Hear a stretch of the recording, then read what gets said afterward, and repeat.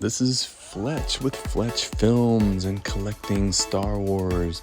It is C3PO night tonight here on Collecting Star Wars. We're going to be going over the good, the bad, the ugly, what makes collections rare, what makes them special, the variations on C3PO, the variations on different Star Wars items. Here we go. How's my hair? Oh. Hey, it's Fletch Films and Collecting Star Wars. How's my hair? Yeah. C3PO night tonight. And again, working on the first 12 figures released. And we got a lot of variations to go over. Obviously, the one that I started the opening shot on is my 12-inch.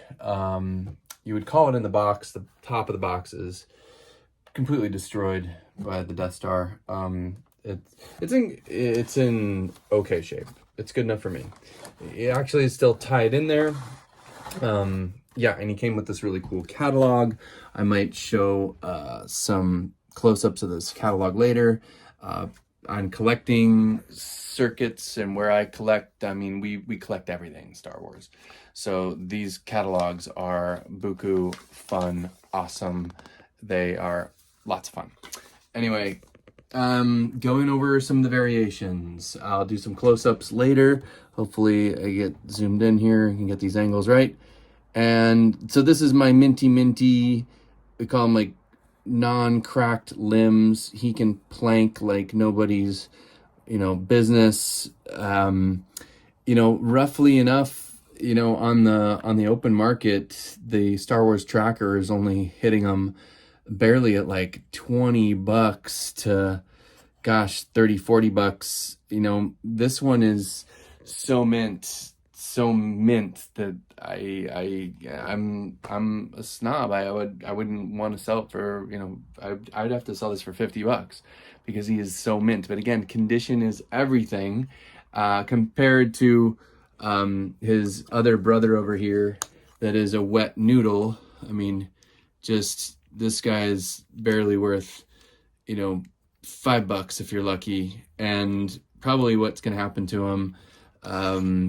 Hopefully there's not too much backlash, but yeah, I'm gonna do what I did to this guy, to that wet noodle, because it's really cool, and I've had some people buy some customs off me, and he's now the droid in the Hoth sequence. This is the white protocol droid.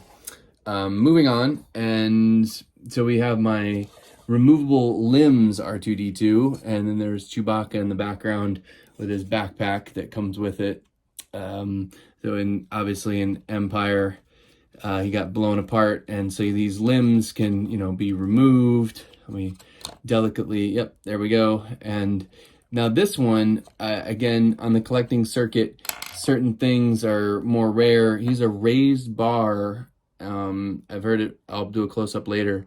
So on the back, on his markings, where it says 1977 and Lucasfilm, there's a raised bar right there. So it doesn't say Hong Kong, it doesn't say, I've heard it's referred to as raised bar China, but again, I know quite a bit about Star Wars, and I forget that. I'm going to finally turn on the comments. I realized my comments was shut off. So hopefully you guys can put it in the comments down below what the significance. It's just the classification is, okay, it's a raised bar China. It's a bit more rare depending upon who you talk to. So we got, again, to review, they're hitting at about, $30-$40 in extremely good condition.